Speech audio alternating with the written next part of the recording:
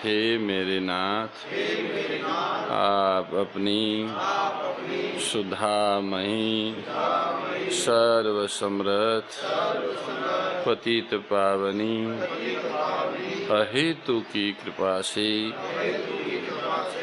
दुखी प्राणियों के हृदय में त्याग का बल एवं सुखी प्राणियों के हृदय में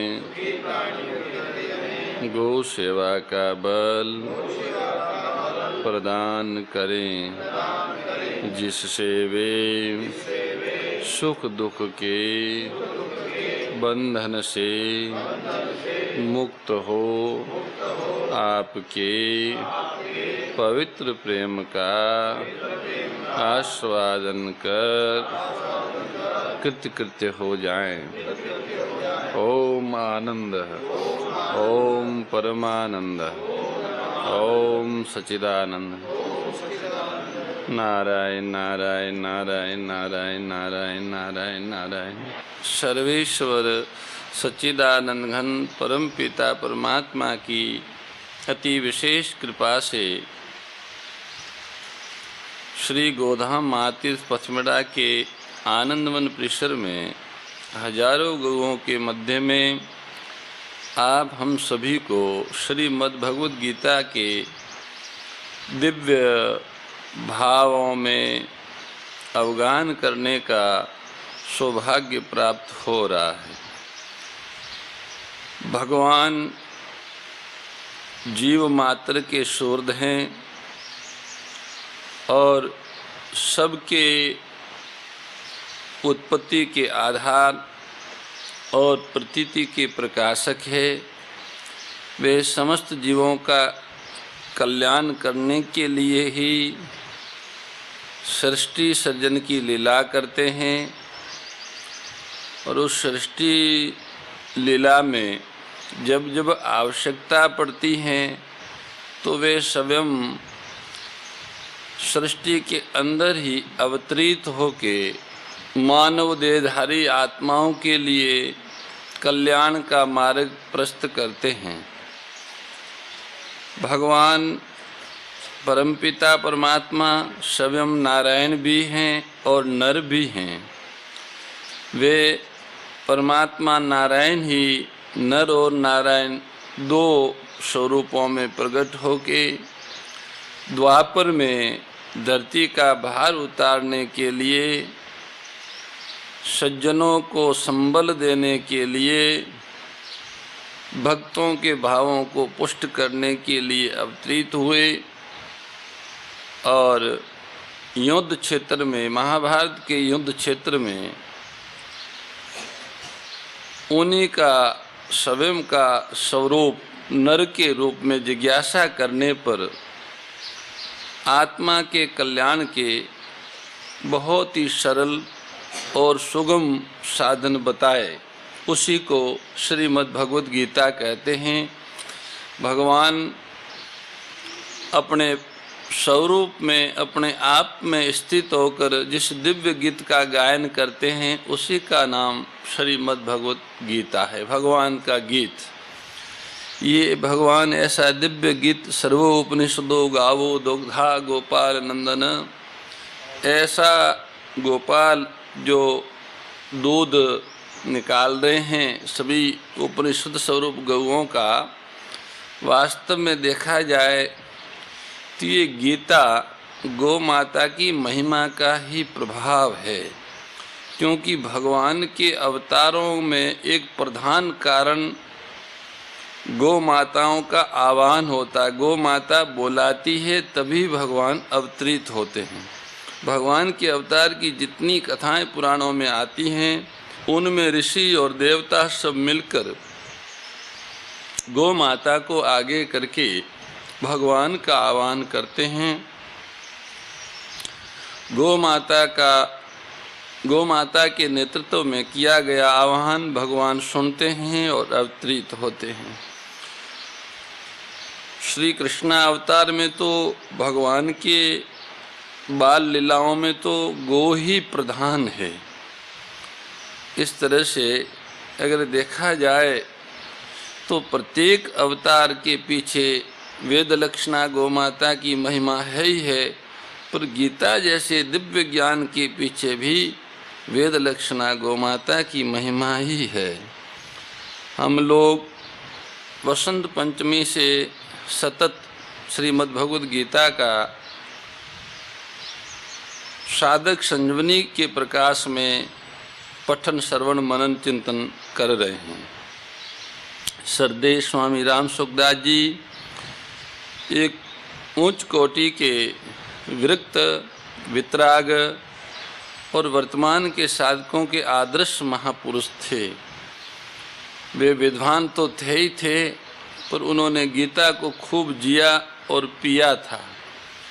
उन्होंने ही श्रीमद् भगवद गीता की व्याख्या श्रद्धेय स्वामी शरणानंद जी की वाणी का सहयोग लेके और श्रेष्ठ जी जय दयाल जी गोविंदका के आदर्श जीवन को आधार मान के इस तरह की व्याख्या की है, जो साधक मात्र के लिए संजीवनी है। अभी तक हम लोग श्रीमद् भगवद गीता के स्वाध्याय करते करते 6ठे अध्याय के 45वें श्लोक तक पहुँचे हैं। 45वें श्लोक में भगवान ने अर्जुन की जिज्ञासा करने पर, अर्जुन ने जब ये जिज्ञासा की कि किसी कारण से परमात्मा प्राप्ति में लगा हुआ महापुरुष अंत समय में विचलित हो जाता है तो उसकी क्या गति होती है, उसका समाधान करने के लिए भगवान ने अर्जुन को बताया कि परमार्थ पथ का पथिक, उस पथ पे चलने वाले की कभी अधोगति नहीं होती, उनकी कभी दुर्गति नहीं होती। हाँ, किसी कारण से विघ्न आने से अंत समय में वो विचलित हो गया तो जैसे पथ पे चलता हुआ पथिक थकने पर विश्राम कर लेता है अथवा कोई बाग बगीचा पानी जलपान आदि करने रुक जाता है और पुनः वापस उसी रास्ते पे आगे चल पड़ता है। पहले उसने जितना रास्ता तय किया था अब उस पे वापस नहीं चलना पड़ेगा, वो तो रास्ता पीछे रह गया तो आगे ही बढ़ेगा। ऐसे ही अगर कोई परमार्थ पथ का पथिक अंत काल में शरीर छूटते समय परमात्मा के ध्यान से विचलित हो गया तो भी वह पुनः शुचिनाम श्रीमताम योग भ्रष्टो विजायते, श्रीमानों के घर जन्म लेके कल्याण के मार्ग पे चलेगा अथवा योगियों के कुल में जन्म लेके परमात्मा को प्राप्त करेगा, पर अब वो उसका पतन नहीं होगा, उसकी अधोगति नहीं होगी, दुर्गति नहीं होगी। आश्वासन भगवान ने मनुष्य मात्र के लिए दिया है कि जितने भी भगवान की तरफ चलोगे इतना रास्ता कटेगा। चलना तो है ही, पहुंचना तो है ही, स्थान तो वही है, घर तो वही है, गंतव्य तो सबका वही है। अब आज चलो, कल चलो, परसों चलो, जब चलना हो तब चलो, पर चलना पड़ेगा। सव्यम को, सव्यम दूर हुआ है उसी को नजदीक जाना है। जीव भगवान से विमुख हुआ है, जीव को भगवान के सम्मुख होना है, इसलिए चलना है।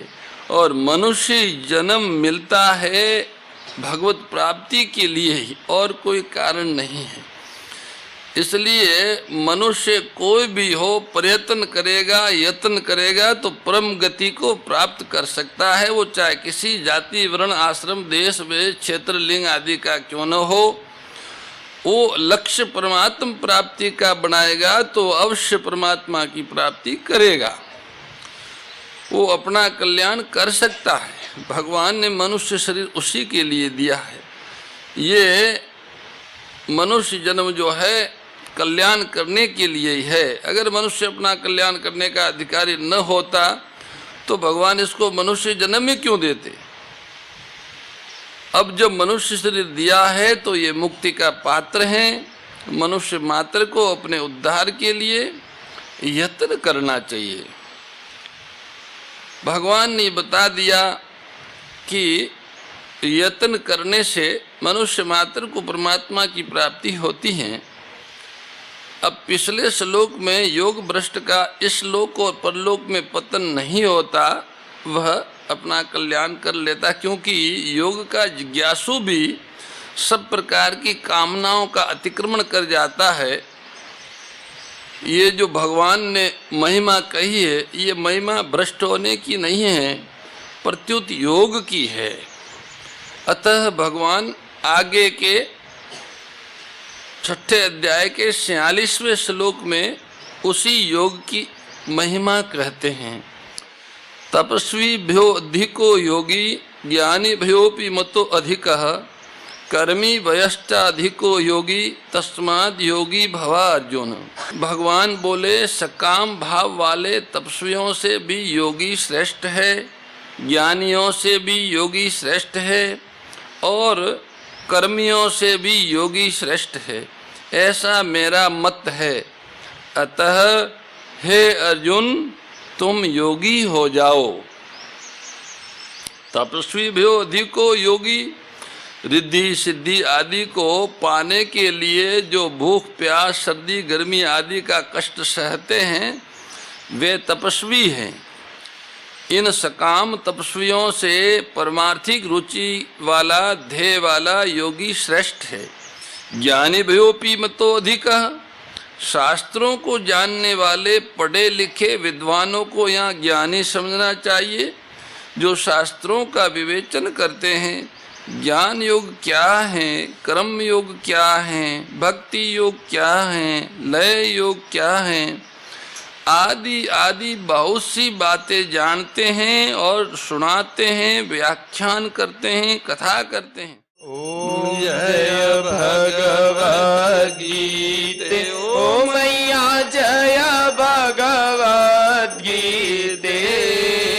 हरि कमल विहारिणी प्रभु हिय कमल विहारिणी सुंदर सुपुनीते।